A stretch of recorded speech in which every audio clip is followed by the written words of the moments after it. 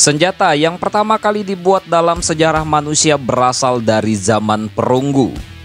Gada yang terbuat dari batu dipasangkan pada tongkat dan digunakan khusus sebagai alat berburu. Senjata berburu itu cocok untuk menghancurkan tulang. Kemudian pedang pun muncul pertama kali saat masih di zaman perunggu juga. Sejak saat itulah mulai disempurnakannya senjata demi memaksimalkan potensi membunuh dan menahan serangan lawan. Mungkin saja itu adalah prototipe dari perkembangan senjata modern saat ini. Pembuatan dan penggunaan senjata dari batu hingga terciptanya roket menjadi kekuatan revolusioner dalam pertempuran. Hari ini kita akan membahas 5 senjata mematikan dalam sejarah perang.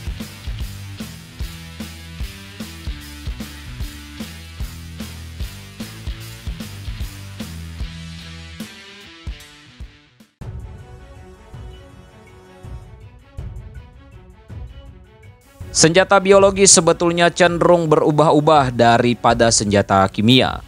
Meskipun para tentara tahu mana kawan dan mana lawan, akan tetapi virus dan bakteri pada senjata biologis ini tidak membeda-bedakan mana kawan dan lawan.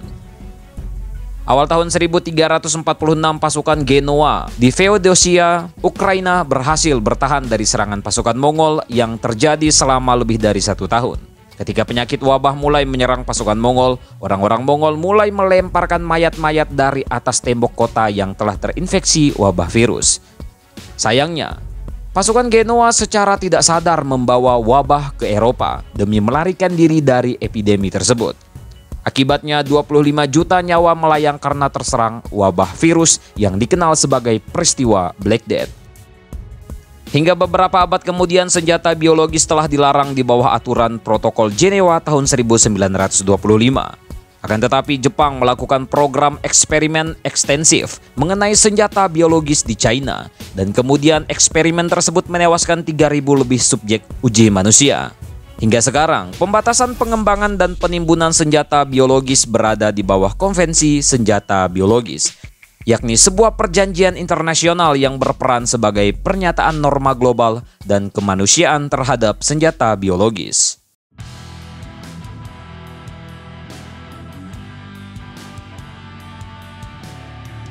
Kehadiran senjata nuklir telah merenggut 70.000 orang di kota Hiroshima, Jepang. Dan bahaya lain dari kekuatan senjata nuklir atau bom atom adalah radiasinya yang sangat mengerikan.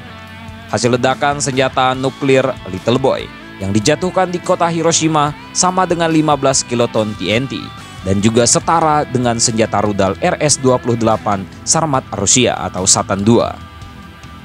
Seorang insinyur asal Rusia menyatakan bahwa satu rudal Satan II bisa melenyapkan wilayah seukuran Texas dan negara Prancis.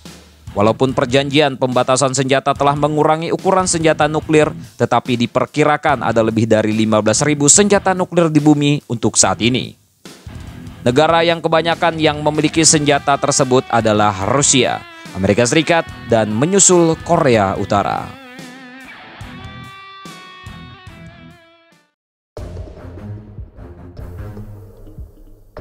Pada abad ke-19 menjadi revolusi bagi teknologi senjata api.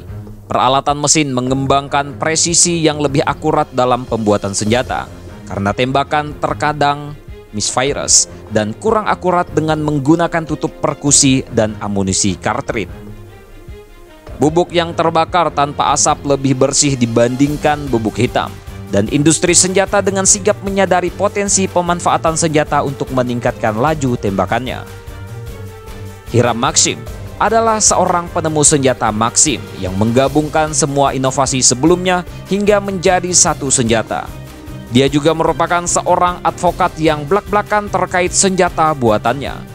Senjata Maxim mulai dikembangkan sekitar tahun 1844 yang merupakan senapan mesin berpendingin air dan dioperasikan dengan sabuk pengaman. Senapan ini mampu menembakkan lebih dari 500 peluru dalam 1 menit pada jarak 2.000 yard atau 1.830 meter. Muncul serangan yang menggunakan senjata Maxim versi Jerman dengan melawan taktik gerakan infanteri Inggris yang sebetulnya sudah ketinggalan zaman. Alhasil, kekuatan dari senjata ini cukup mencengangkan. Lebih dari 20.000 tentara Inggris tewas dalam pertempuran tersebut.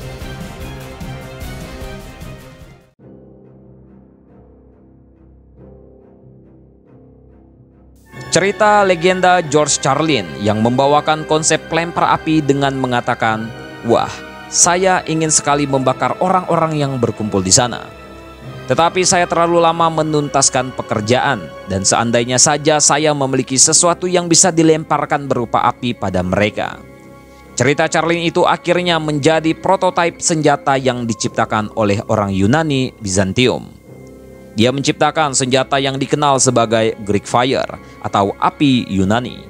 Komposisi senjata Greek Fire dirahasiakan secara ketat sehingga formulasinya masih belum diketahui hingga sekarang. Namun akurasi dan efektivitasnya dalam pertempuran membuat Kekaisaran Bizantium tetap berjaya selama puluhan tahun. Dalam versi api Yunani modern yaitu napalm, pertama kali digunakan dalam Perang Dunia Kedua. Senjata pembakar ini mengandung napalm dan termasuk senjata yang digunakan dalam pemboman sekutu di Dresden pada tanggal 13 sampai 15 Februari 1945 dan di Tokyo, Jepang pada tanggal 9 sampai 10 Maret 1945. Penyerangan senjata ini pertama kali membunuh sekitar 25.000 orang dan meluluh lantakan pusat budaya besar Eropa. Sedangkan penyerangan kedua membunuh sekitar 100.000 warga sipil yang meruntuhkan setengah ibu kota Jepang. Kendati demikian, para kritikus mengecam serangan ini sebagai kejahatan perang, tetapi para sekutu tetap mempertahankannya sebagai upaya perang untuk menaklukkan musuh.